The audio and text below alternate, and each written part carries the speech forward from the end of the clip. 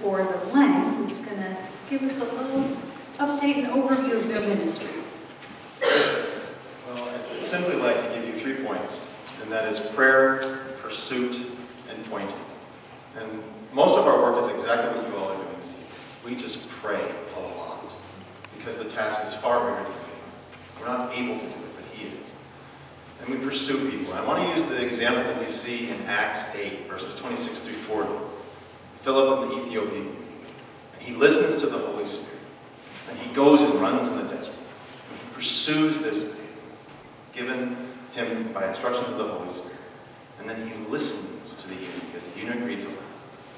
And he asks him, do you understand what you're reading? And then the eunuch invites him. And then, I think it's in verse 35, it says, then Philip opened his mouth and explained to him Christ. And most missionaries I know, we start about in verse 27, opening their mouths. Philip was wise. He waited. He listened to the Holy Spirit, and he listened to the person that he was witnessing to. And that's pursuing. It's pursuing and meeting someone exactly where they are. Now I can tell you, most of the atheists I meet in East Berlin aren't reading Isaiah 53. But it's a great question to ask. What are you reading? I sit on an aisle when I'm on a plane, because they're not getting past my legs unless I let them. And I ask them, so what are you reading? Tell me what you're reading. Help me understand what you're reading. And then we point them to Christ. And again, He is the end point of all of our reality. Let me quickly give you a story of how this actually looks last September. The Langs came over, and we were there for a week to interview them, let them see the people in East Berlin, let them pray together, get to know each other. And we were doing our first big outreach as a church plant. 10-week evangelism, getting to know the Bible and God and who is Jesus and the Holy Spirit and what's the church. The facility that we had rented since the summer canceled on Monday.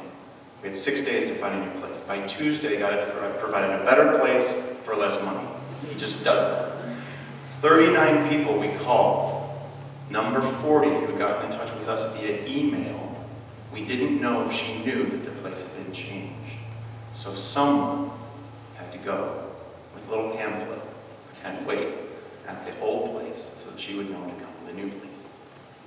Well, it was kind of one of those things where everybody said, well, who's going to go? And then someone said, Jay, you'll go, right? Well, sure, I'm the missionary. I'll go. And so, I mean, think about how embarrassing this is. You're going and they said, well, her name's Petra, and she's short and blonde, we think. Okay? And then as I'm pulling out in this borrowed car, this guy comes tearing out and says, no, her name's Monica. You know I'm bad with names. Petra, no, it's Monica. Okay? Monica. And I get there, and it felt like my pre-Christian days. I'm sitting there waiting for this little blonde. Are you waiting for me? It was just and there's this older gentleman, okay, now there's a heavy-set guy walking by. No, that's not her. That lady, is she blonde? Is she blonde? I'm not sure. And then there was this lady who just came up and looked terrified. So that must be a non-Christian coming to an evangelism event. And I said, hi, are you Monica? And she said, yes. I said, great, I'm Jay. Let me get you over to our party that we're doing. And then we went over and I did something else. And it turns out her name is Petra. and the Holy Spirit just had us be joined together because it was His will and His doing. And at the end of the evening, she asked Kathleen, one of our great women leaders there, where are all the rest of the people that he was waiting for? And Kathleen said, oh, I'm sorry, we didn't have your phone number. And she said, but wasn't he waiting for anyone else? And Kathleen said, well, no, we didn't have your phone number. You were the only one that we couldn't get a hold of. And then Petra said, I have never, ever had anyone wait for just me in my whole life. I hate waiting. I am one of the most impatient people I know. My children would go, oh man.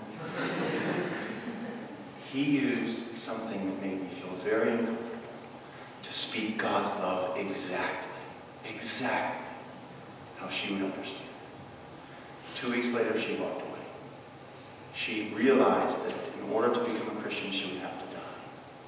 3 weeks after that, I called Catherine and she said, please pray. I'm meeting with Paige Viking tonight. And that's the night that she prayed to receive Christ.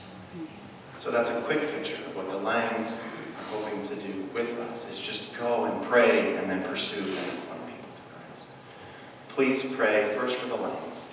We would love to have them as soon as we can.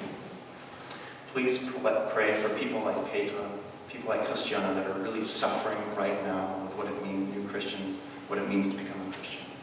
And then please pray for the people who are not yet Christians, the people who are clinging to their pride instead of to a Savior. Thank you. If you could gather back up in your trip